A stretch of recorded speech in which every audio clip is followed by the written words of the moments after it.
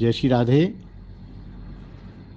कपड़े जो आजकल वॉशिंग मशीन में धोने की प्रथा है, ठीक है, सुविधाजनक है, कोई हानि नहीं है। लेकिन विज्ञान और हमारे गुरुजनों ने सिद्ध किया है कि हर व्यक्ति के वस्त्र में एक परमाणु होते हैं। हर व्यक्ति के वस्त्रों में उसके शरीर की गंध, सुगंध, दुर्गंध होती है। वो जब एक साथ धुलते हैं तो एक दूसरे के परमाणु एक दूसरे में, एक दूसरे के वस्तुओं में ट्रांसफ़र होते हैं।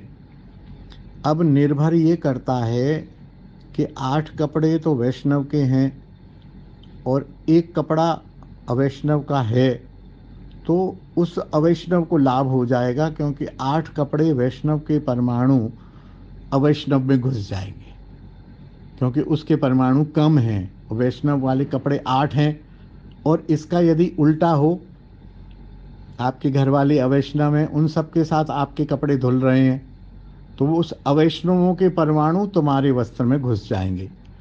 तो कोशिश करके वैष्णव अपने कपड़े अपने आप, जो विरक्त बाबा जी हैं, वो अपने कपड़े अपने आप धोते हैं। शिष्य के होने पर भी अपने आप धोते हैं, अन्यथा शिष्य अपने कपड़े अलग धोता है, गुरुदेव के कपड़े अलग धोता है, एक साथ मिला के कभी नहीं धोता है।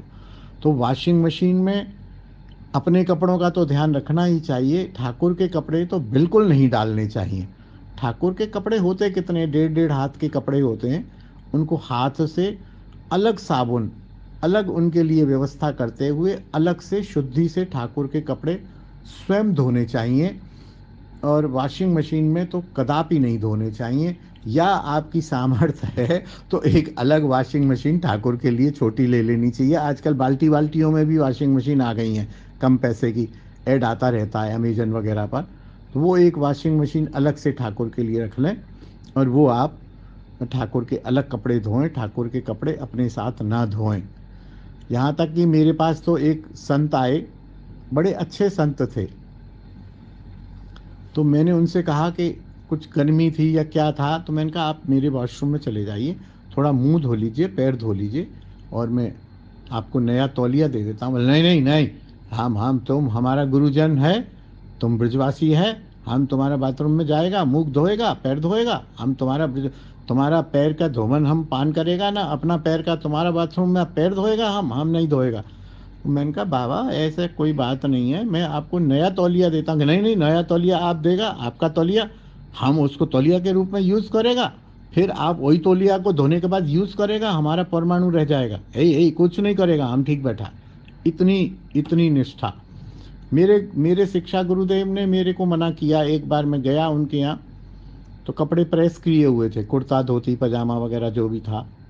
बोले कपड़े प्रेस प्रेस किए हुए कपड़े हैं? मैंने कहा हाँ गुरुदेव, प्रेस किए हैं। कौन करता है, तुम करते हो? मैंने कहा नहीं गुरुदेव, मैं तो नहीं करता हूँ, धोबी से कराता हूँ। कि नहीं, धोबी से नहीं कराना। मैंने कहा गुरुदेव वो धुलते तो मशीन में है घर में, और लाली धोती है, और धोबी प्रेस करता है। बोले नहीं, कभी नहीं कराना, क्योंकि धोबी शराबियों के भी कपड़े प्रेस करता है, धोबी मांस खाने वालों के कपड़े भी प्रेस करता है। उसी एक ही प्रेस को उस कपड़े पर घुमाता है, एक ही प्रेस को तुम पर घुमाता है। कपड़ों में परमाणु होते हैं। आप बिल्कुल नहीं प्रेस कराइए। प्रेस करना है तो आप अपनी प्रेस अलग रखिए, और तुम साधु जैसे हो भाई, तुम्हें प्रेस करने की क्या ज़रूरत है? कपड़े प्रेस करके पहनोगे? कोई बाबू हो, साहूकार हो, शादी में जा रहे हो? मेरे को डांट दिया बड़ी बुरी तरह से। तो मैं प्रयास करता हूँ कि कपड़ा प्रेस ना कराया जाए।